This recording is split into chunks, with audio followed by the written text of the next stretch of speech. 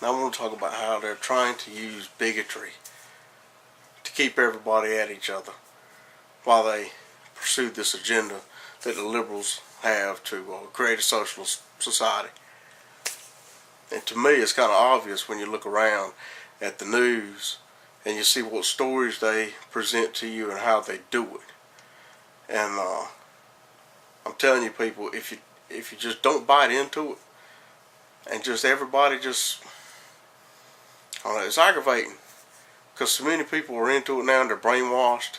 They've been taught all through life now that everybody owes you something and that nothing's your fault. There's no accountability. There's always somebody you got to sue because they hurt your feelings. Everybody gets so offended by every little tiny thing now. But the hypocrisy and everything, I mean, to me it's obvious when you look at the hypocrisy and the way they present these different stories that they're trying to keep us at each other's throats so we're not looking at what they're doing to all of us. I mean, you look at back at the Duke lacrosse case, you know, excuse me, I'm a little sick, but this little black girl says that all these rich white boys raped her, repeatedly raped her, tormented her, and all this stuff. But just based on that accusation, everybody turned on Duke University. And by the way, I'm a Carolina fan, so anybody to tell you that knows the dynamic of the Carolina-Duke relationship, I do not like Duke at all. But what's right is right. And they destroyed that lacrosse program that year. They tried to destroy the lives of everybody. I don't really know what happened to these guys afterwards or how it affected them long term because they haven't gone back to it. Just as soon as it came out that the girl was lying, then everybody just went away. The story disappeared. Nobody came out and apologized for what they done. Nobody came out and retracted anything. They just shut up and left. And nobody held them accountable for going out and trying to promote this like this. Look at the Trayvon Martin deal. I mean, how many people every day get killed in situations like this? Yet this was a big national news thing.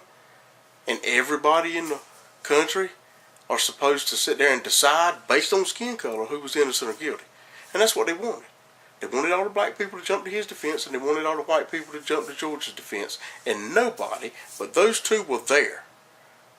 Nobody watching this, and I was not there, do not know what exactly happened. So you can't say what happened. Investigators who've done everything and used everything at their disposal to try to find out what happened determined twice that there was not enough need to proceed. Yet somebody kept pushing it up to the federal level. Obama himself gets on TV and talks about, well, if I had a son, that would be like Trayvon. Well, I looked up and done some research myself.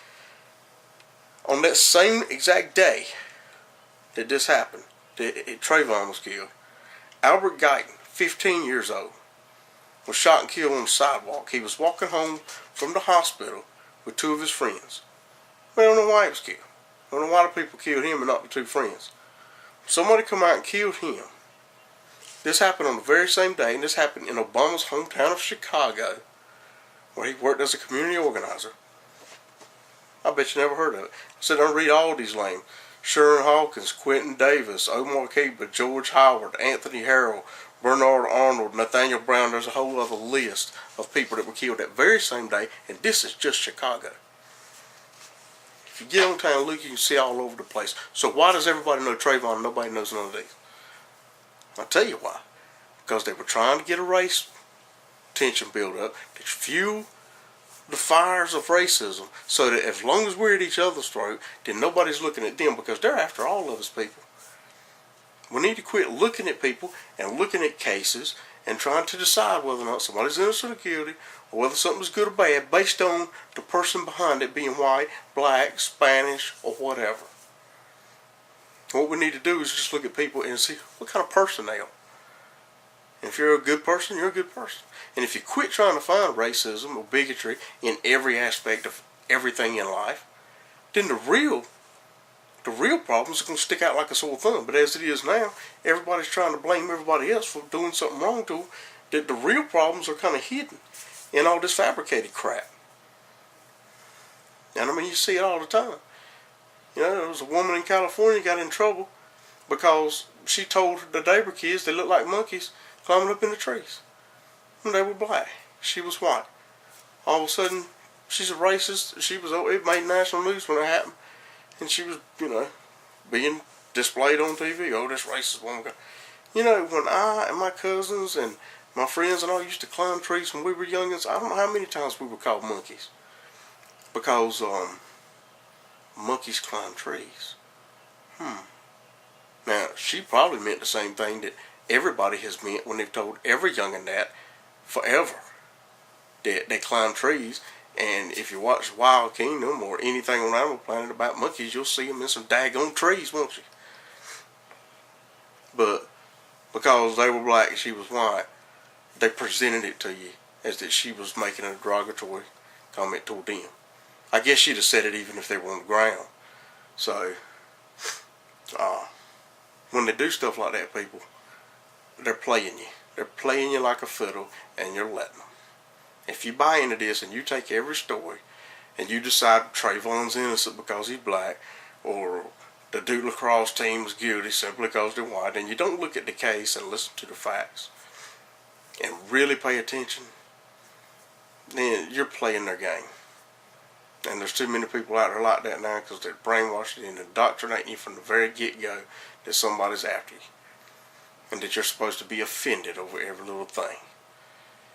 And I'm getting sick and tired of it. I'm not walking on eggshells around anybody. I'm not going to be any different than what I am.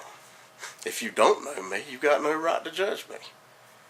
And if you want to call me something that I'm not going to let it bother me. But if you want to get to know me, I know what kind of person I am, then you'll know. Yeah, you'll know that I take people for what they are as a person. And that's what everybody should do. You should just get to know somebody and see what they are as a person. Nobody out here knows anything about George Zimmerman or Trayvon Martin other than the one's dead and the other one shot him. That's it. Yet everybody that knows any more than that knows in their mind 100% who's guilty and who's not. That's bull crap, and you know it. Everybody does.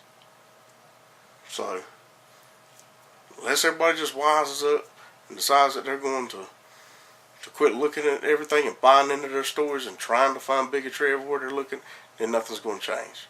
So the best thing to do is keep an open mind about everything and quit buying into everything they feed you.